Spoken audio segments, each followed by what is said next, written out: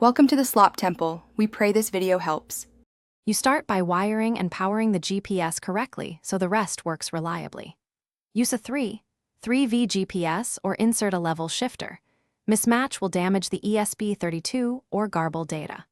Once done, route GPS TX to an Esp32 RX pin and GPS RX to an Esp32 TX pin on a spare UART. Avoid the default USB serial if you want stable GNSS throughput. Make sure the module has antenna clearance and stable 3V decoupling capacitors to prevent resets during bursts. You now configure the Esp32 UART and load minimal code so data flows.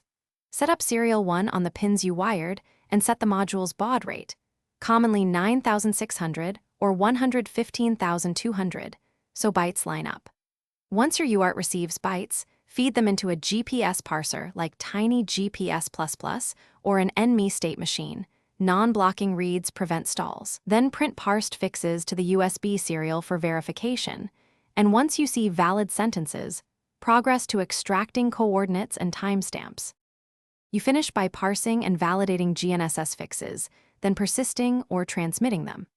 Pull latitude, longitude, fix quality, satellites, and time from the parser, then check fix age and accuracy. Reject old or high H-stop fixes. Once validated, store to flash, send over Wi-Fi, or publish via MQTT.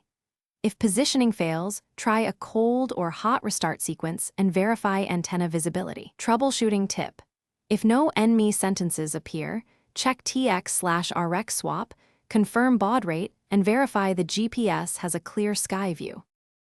Thanks for watching. Consider subscribing if we helped you.